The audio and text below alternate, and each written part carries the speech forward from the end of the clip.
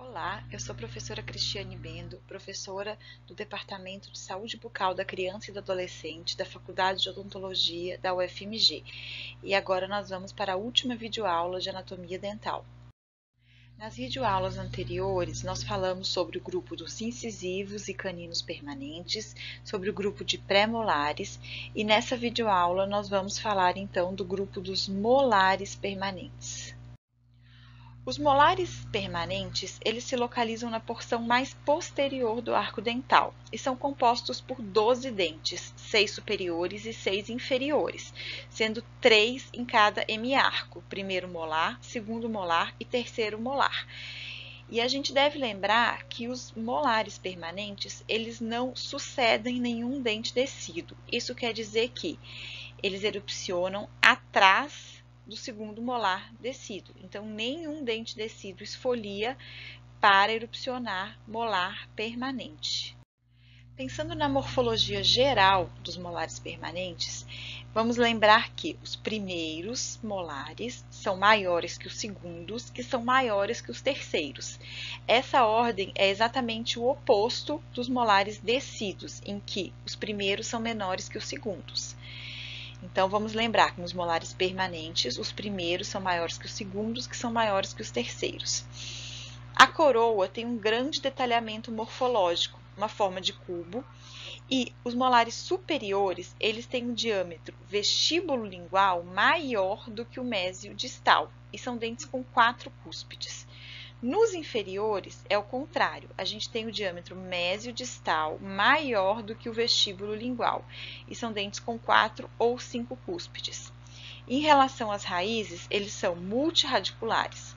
Então, os superiores, eles apresentam 3 raízes, sendo 2 vestibulares e uma lingual ou palatina. Nos inferiores, nós temos 2 raízes, uma mesial e uma distal. Então, vamos começar falando do primeiro molar superior. Ele se localiza logo após o segundo pré-molar, que é dente permanente, ou no caso da dentição mista, após o segundo molar descido, quando esse ainda não esfoliou. E ele está nos 2 hemiarcos superiores, direito e esquerdo. Erupciona por volta de 6 anos de idade, antes da esfoliação dos descidos. E o comprimento dele é de aproximadamente 20 milímetros. A coroa dele se assemelha a um cubo. E, como eu já falei, o diâmetro vestíbulo-lingual é maior que o diâmetro mésio-distal desse dente. A sua face oclusal apresenta 4 cúspides, 2 vestibulares e 2 palatinas. E a maior de todas elas é a mesiopalatina, é a maior de todas as cúspides. E a menor delas é a distopalatina. Apresenta uma crista marginal mesial maior do que a distal e 3 sulcos principais. Este que separa as cúspides vestibulares das palatinas, este que separa as 2 cúspides vestibulares entre si e esse que separa as 2 cúspides palatinas entre si. A face vestibular, então, apresenta essas 2 cúspides que a gente já falou, né? Cúspide mesial e a cúspide distal. A cúspide mesiovestibular, a que fica na mesial, ela é ligeiramente mais larga e mais alta do que a distal, então a distovestibular. O sulco, aquele sulco principal que separa as cúspides vestibulares, ele atravessa aqui e ele termina numa fosseta vestibular. Em relação à face palatina, nós vamos observar também as 2 cúspides palatinas, a mesiopalatina, que é mais alta e mais larga do que a distopalatina, lembrando que a mesiopalatina é a maior de todas as cúspides desse dente. Aquele sulco principal que começou lá na oclusal, ele vai separando as 2 cúspides palatinas e vai terminar numa fosseta palatina aqui. E em 60% dos casos, na área mais mesial da face palatina, a gente observa o tubérculo de Carabelli. Em relação às faces proximais, a face mesial ela é mais alta e plana do que a face distal. Em relação à raiz desse dente, vamos lembrar que ele é triradiculado, portanto, ele tem 3 raízes que vão se unir à coroa por uma base comum, que é essa área aqui. A raiz palatina, ela é a maior de todas as três, seguida pela raiz mesiovestibular e depois a distovestibular, que é a menos volumosa de todas. E essas três raízes, elas são divergentes entre si. Lembrando que a divergência das raízes dos molares permanentes é menor do que a divergência das raízes dos molares descidos. E agora vamos para o segundo molar superior. Ele se localiza logo após o primeiro molar em cada hemiarco superior, direito e esquerdo, erupciona por volta de 12 anos de idade e tem um comprimento de aproximadamente 19 milímetros. A sua coroa se assemelha também a um cubo. Em relação à face oclusal do segundo molar superior, a gente observa algumas variações. Então, ela pode ser romboide ou losangular, né? Que ela tem 4 cúspides, que é o que a gente vê nessa figura aqui. Então, aqui a gente tem a cúspide mesiovestibular e distovestibular, são as duas cúspides vestibulares. Cúspide mesiopalatina e cúspide distopalatina. Existe também uma possibilidade dela ser triangular ou tricuspidada. Então, nesse caso, nós teríamos 2 cúspides vestibulares e uma palatina. Ou ainda uma outra forma, que é a forma de compressão da face oclusal, que é um pouco mais rara. Então, quando a gente pensa na face oclusal, aquela romboide ou losangular, que tem 4 cúspides, a gente vai ver que existe um maior achatamento nesse sentido mesiodistal comparado ao primeiro molar superior que a gente viu anteriormente. E também o maior número de irregularidades comparado a esse primeiro molar superior.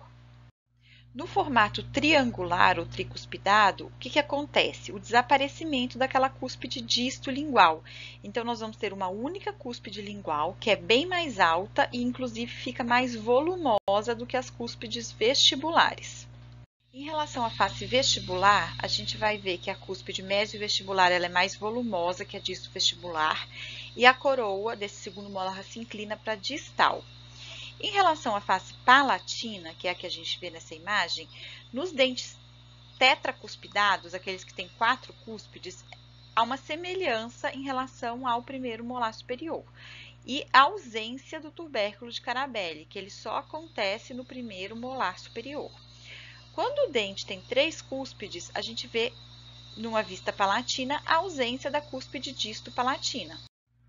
Em relação às faces proximais, nos tetracuspidados, elas são semelhantes ao primeiro molar superior. Quando esse segundo molar é tricuspidado, a gente observa uma maior convexidade das faces no sentido palatino, justamente porque a face palatina fica menor do que a vestibular, por causa que ela vai ter uma cúspide só em vez de 2. Em relação às raízes, o segundo molar superior ele também é triradiculado, então ele tem 3 raízes, 2 vestibulares e uma palatina, que é maior. Então, as raízes, mas de todo jeito, as raízes do segundo molar, elas são menores do que as do primeiro molar. E, diferente também do primeiro molar, elas são mais convergentes entre si. As do primeiro molar eram mais divergentes. E essa convergência faz até com que, às vezes, aconteça uma fusão das raízes mesiovestibular com a raiz palatina. Bom, e agora vamos falar então do terceiro molar superior. Ele se localiza logo após o segundo molar em cada hemiarco superior e é o menor entre os molares, né? A gente lembra que a gente tem uma ordem decrescente de tamanho dos molares permanentes. Ele erupciona por volta de 18 anos de idade, né? E ele é conhecido famoso dente do siso. Ele é o dente com a maior variabilidade da dentição humana. Então, a gente tem muitas formas para esse dente, de coroa, de sulcos, de cúspides, né? E é muito comum a ausência desse dente, quer seja por agenesia, que é quando não há formação do dente, ou por retenção, que é quando a gente fala que o dente está incluso, ele não tem espaço para erupcionar.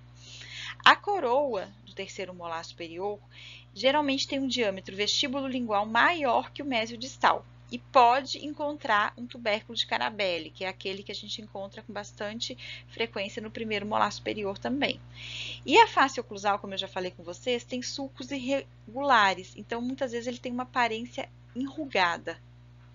Então, como vocês podem ver aqui, existem várias formas para o terceiro molar. Então, ele pode ser uma forma padrão ou tetracuspidada, com 4 cúspides, uma forma tricuspidada, com 2 cúspides vestibulares e uma cúspide palatina, uma forma de compressão, que também pode acontecer no segundo molar superior, redução do número de cúspides, então, nesse caso, ele mais se parece com pré-molar. Então, existem várias formas que a gente pode encontrar no terceiro molar.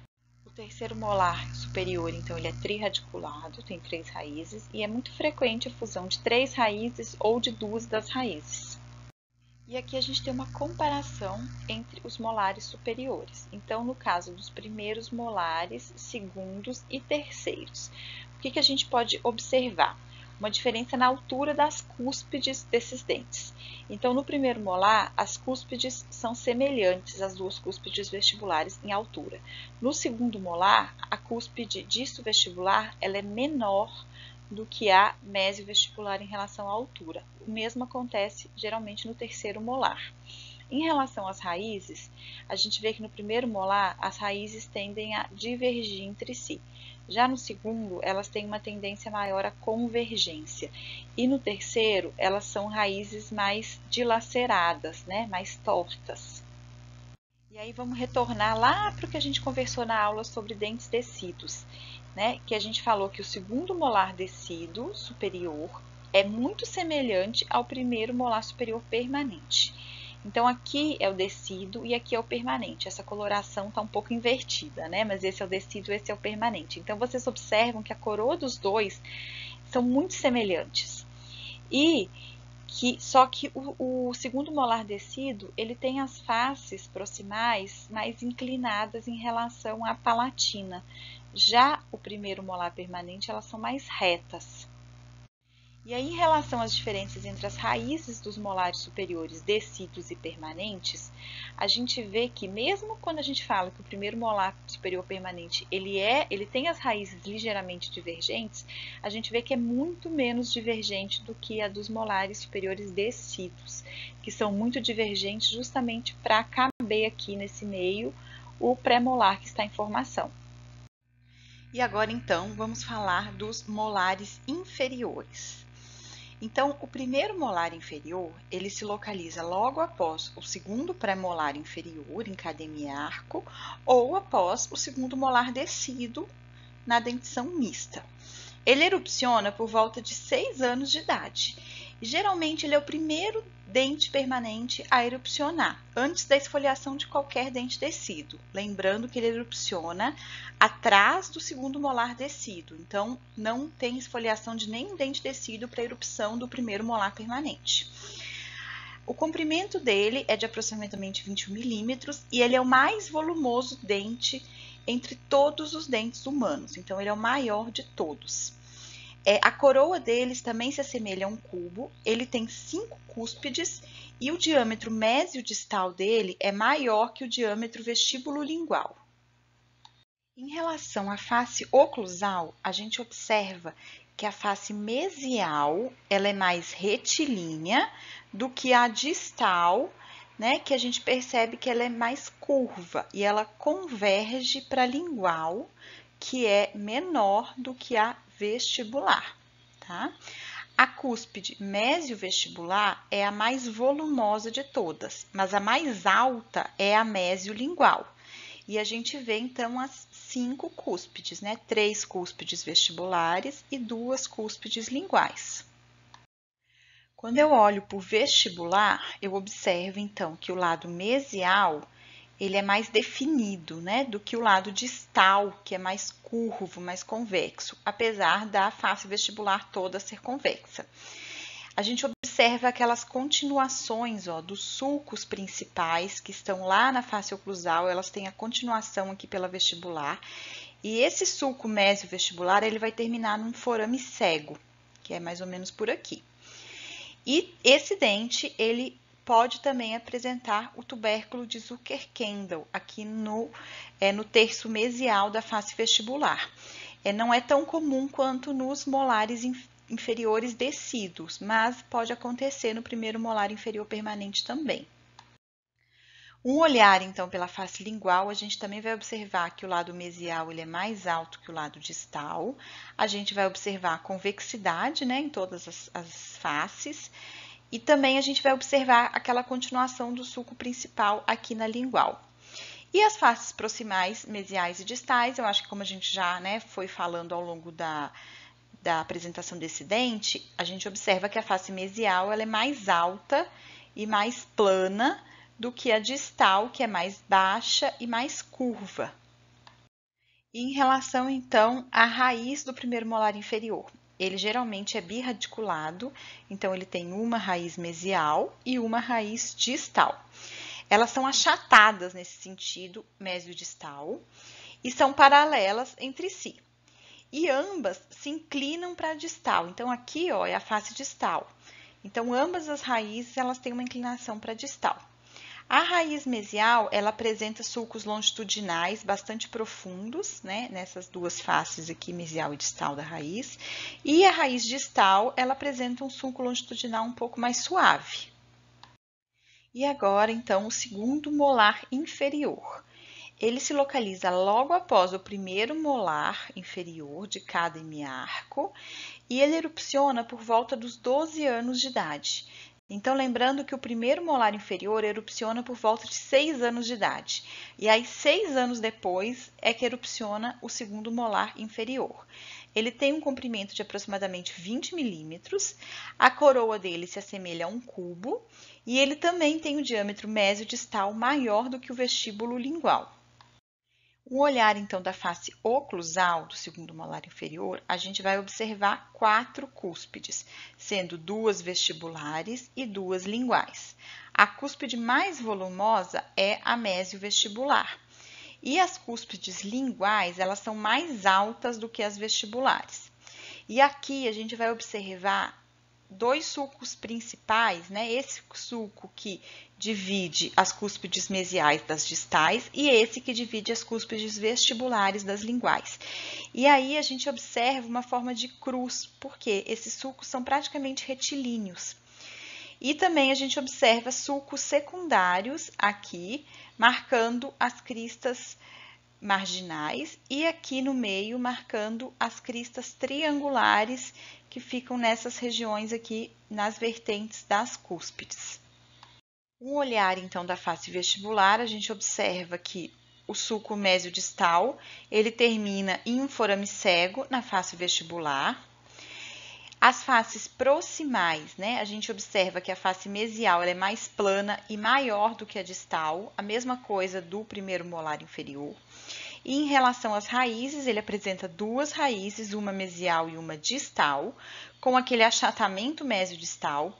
As raízes são mais próximas uma da outra e é mais comum acontecer o fusionamento dessas 2 raízes. Então, na comparação entre o primeiro e o segundo molar inferior, o que a gente vai observar? No primeiro, a gente observa 3 cúspides na vestibular, 1, 2, 3, e 2 na lingual. No segundo, a gente observa 2 cúspides na vestibular e 2 na lingual. Além disso, outra diferença nos sulcos principais. A gente observa que os sulcos principais do primeiro molar são mais curvos. Já os sulcos principais do segundo molar são mais retilíneos e deixa essa superfície oclusal do segundo molar em forma de cruz. E agora, então, vamos falar do último dente dos molares que nós estamos estudando. Então, o terceiro molar inferior. Ele se localiza logo após o segundo molar inferior em cada hemiarco. Ele é o menor dente entre os molares inferiores. Então, vamos relembrar. Os molares, eles estão em ordem decrescente, tanto superior quanto inferior. O primeiro maior que o segundo, que é maior que o terceiro. Então, dessa forma, o terceiro molar inferior é o menor dos molares inferiores. Mas ele é maior que o terceiro molar superior. Ele também é conhecido como dente do siso, assim como o terceiro molar superior. Ele erupciona por volta de 16 a 21 anos de idade. Ele também tem uma grande variabilidade na sua morfologia, porém menos que o terceiro molar superior. E é muito comum a sua ausência na cavidade bucal, por causa de retenção intraóssea desse dente. Então, é o famoso dente incluso ou impactado. A coroa do terceiro molar, ela pode se assemelhar ao primeiro molar inferior e ser pentacuspidado, o que é um pouco mais comum, ou também ser tetracuspidado, como o segundo molar inferior. Geralmente tem mais sulcos secundários do que o segundo molar inferior e também pode apresentar aumento ou redução do número de cúspides. As raízes, então, a gente também observa grandes variações, geralmente é uma raiz mesial ou distal, mas pode haver variações. O volume da raiz é menor que da coroa e também é muito comum a gente ver fusionamentos e curvaturas distais das raízes. E aí, em relação às diferenças entre os molares decíduos e permanentes, em relação aos dentes inferiores. Então, quando a gente olha o segundo molar inferior decíduo, a gente observa a divergência maior das raízes em relação ao permanente. A gente observa uma altura da coroa, né, no sentido ocluso cervical, menor no decíduo e maior no permanente. A gente observa essa inclinação das paredes, né, mesial e distal, maior, mais inclinado no decíduo e menos inclinado no permanente. Então, são diversas as diferenças entre esses dois tipos de dentes. E assim finalizamos a nossa última videoaula do estudo das dentições da disciplina de Anatomia Dental do Departamento de Saúde Bucal da Criança e do Adolescente da Faculdade de Odontologia da UFMG. Sugiro que vocês estudem e, em seguida, façam os exercícios de fixação. Até mais!